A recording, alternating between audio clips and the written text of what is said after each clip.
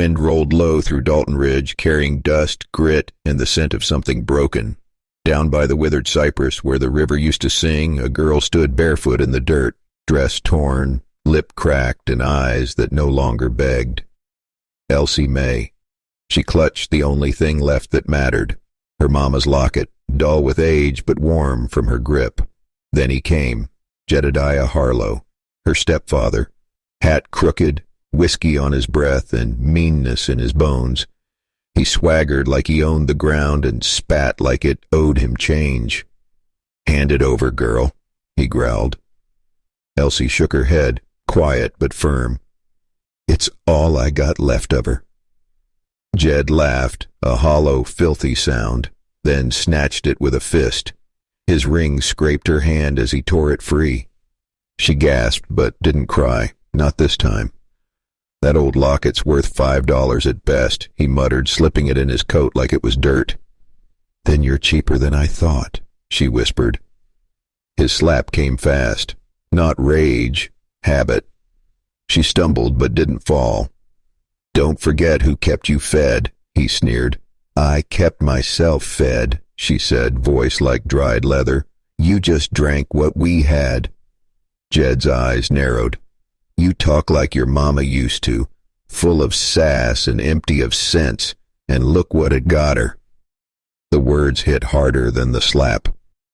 He turned, mounted his mule cart, and rode off, the wagon rattling with the last of her mama's things. Blankets, a Bible, a wedding photo tossed among bottles. He didn't even look back. Dust swallowed the trail behind him. The wind picked up. Elsie walked to the river's edge, bare feet in cracked earth, watching the current crawl past like a dying memory. Her arms wrapped around her ribs, not for warmth, for steadiness. She stared into the distance, voice low and jagged. "They'll choke on their deceit." No thunder answered, just the rustle of dry leaves and the long, slow sigh of a girl who'd lost everything, but not her will. And in that silence, something took root, not hope, not yet, but wrath, cold, quiet, waiting. The camera pulled wide, the horizon swallowing her silhouette as the last light bled out behind the canyon. Fade to black. The desert don't take sides. It just takes. Night fell heavy over the Badlands, the sky bleeding rust and ash. Coyotes howled in the distance, not out of hunger but knowing. A burlap sack lay still beneath a stack of rocks, half covered, twitching like a dying thing. Inside it, Elsie gasped for breath. Gagged. Bound. Bruised. Her knees drawn to her chest, every inch of her body raw from the rope and heat. Her heartbeat thudded louder than the wind. She couldn't see a thing, but she remembered every word. "She'll never make it out here," one of the men had laughed. "Too soft." Jedediah hadn't even looked at her, just took the forged land deed, tipped his hat, and walked off like he was closing a tab, said she was a liability, said the coyotes deserved a better meal. The men dumped her there like trash, kicked some sand over her, laughed, and rode off into the twilight. Time passed strange in the sack. Minutes felt like hours, hours like days. Her mouth was dry as bone, throat scorched from breathing her own fear. Her wrists bled from the cords. Then came the hoofbeats, faint at first, steady, measured, not like the ones that left. The horse stopped close. She heard breathing, slow, controlled. Then silence. Then a knife. The burlap tore. Cool night air hit her skin like mercy. A shadow leaned over her, hat brim low, face rough as worn leather, eyes that didn't blink. Boone Callister. He crouched without a word, slicing the ropes with the edge of a hunting knife. She coughed hard, then sucked in air like it was water. Her hands trembled as she clawed at the sack. Boone handed her a canteen. "Drink." She sipped, coughed, again, then drank deep. The water ran down her chin, into the dirt. He watched her steady herself, then finally asked, "What's your name?" "Elsie," she croaked. He nodded once. "Got more fight in you than most." She looked up at him, eyes fierce despite the swelling. "I ain't done yet." Boone stood, held out his hand. She took it. Above them, the stars blinked through dust and cloud, and somewhere behind them, vengeance stirred like thunder in the bones of the earth. They rode slow into the dark, toward fire, toward reckoning. The cabin stood alone against the wind, tucked between a line of black pines and a slope of red rock. Its windows flickered with lantern light, the kind that hummed soft and steady, like a heartbeat after a storm. Boone led his horse into the barn with practiced quiet, then carried Elsie in his arms, not out of pity, but necessity. Her legs couldn't hold yet. Her eyes stayed open, watching everything. Inside, the cabin was warm, not fancy, just honest. A pot of stew simmered on the stove, an old rifle hung above the hearth. A rocking chair creaked once, then stilled. Boone laid her gently on a cot near the fire. No words, just a blanket, a nod, and a metal cup full of hot broth. She sipped it slow, letting the heat crawl through her chest like something she thought she'd lost. "You live out here alone?" she asked, voice still sandpapered. Boone stirred the stew, didn't look up. "Only way I know how." She studied the walls, maps, tools, a photo of a young boy and a woman long gone. He finally turned. "Who left you out there?" "Jedediah Harlow," she said. "My stepfather, called me dead weight, took the deed to my mama's land, left me for the buzzards." Boone didn't blink, just reached for a small burlap sack on the table and dropped it beside her. It clinked heavy. "Silver," he said. "Payment from a man named Reddick. Claims your stepfather sold off your mother's wedding bands, pawned every memory he could find." Elsie's hands curled into fists. Boone added softly, "He don't own the land, not in the eyes of any man I respect." She stared into the fire, jaw tight, her face lit orange, shadows dancing in her hair. The silence swelled thick. Then she spoke, low and certain. "We burn it all." Boone met her gaze. A flicker of approval passed between them, not agreement, but understanding. Outside, the wind shifted. Inside, the cabin held still, like a lung before the first breath. In that quiet space, with stew in her belly and fury in her blood, Elsie May began to rise, not healed, not whole, but dangerous.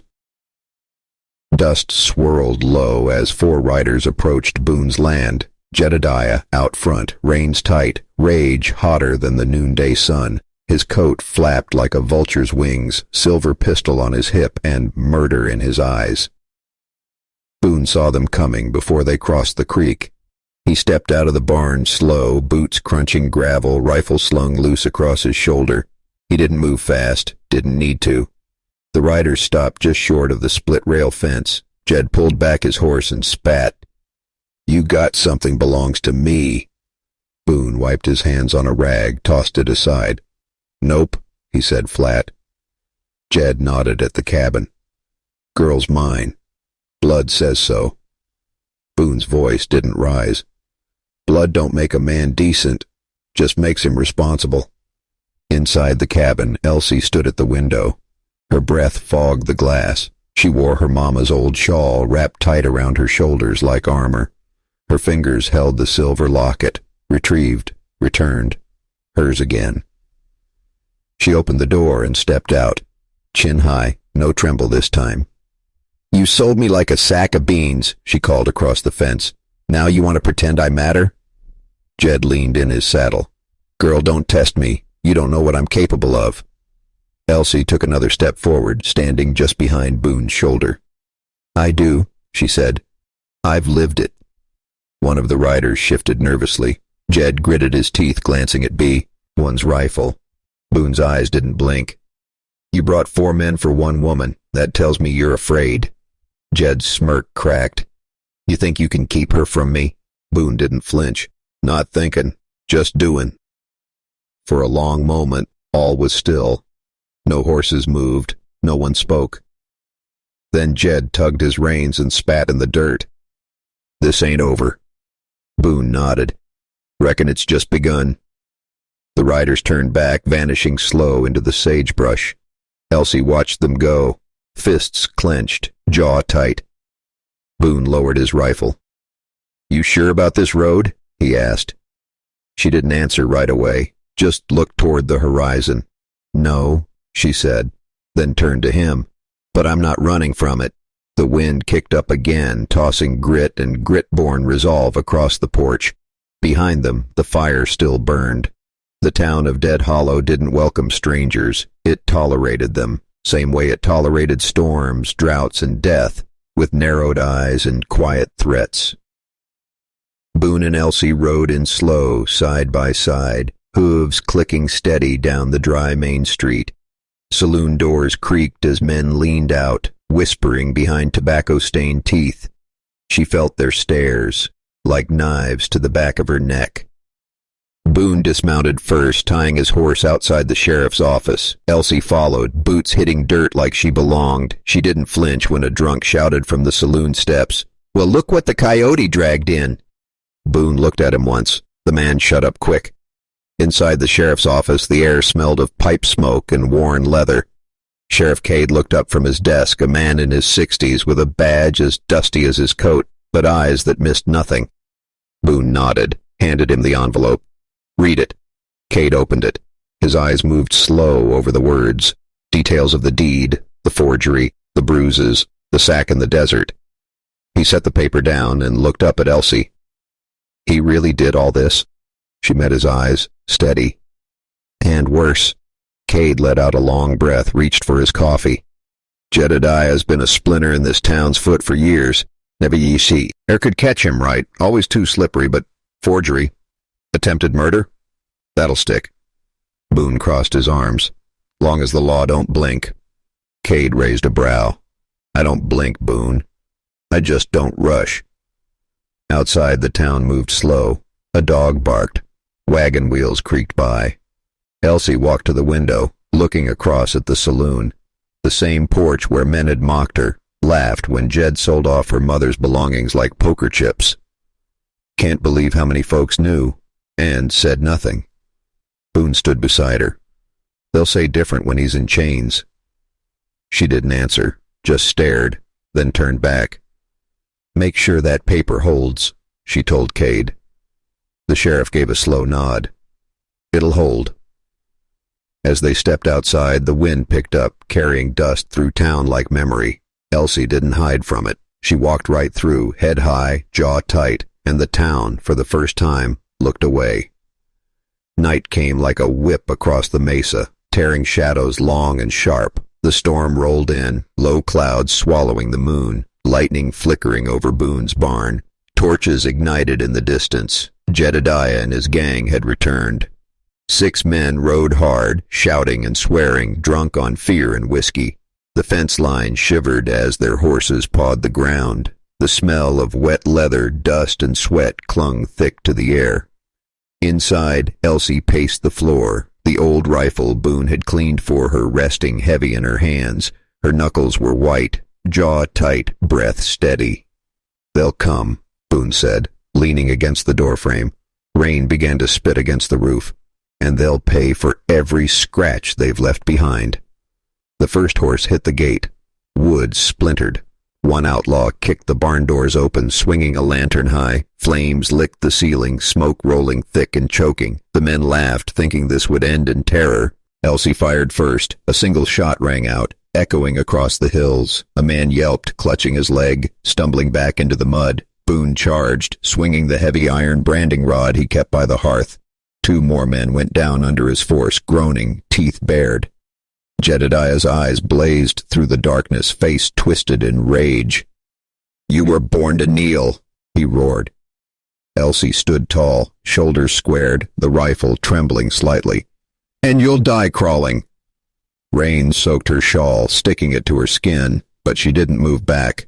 Another man lunged. She shot, the recoil rocking her chest, and he fell into the muck. Boone grabbed her arm, pulling her just as Jed raised his pistol. Sparks of lightning revealed his sneer, cocky, unafraid, but not ready for what was coming.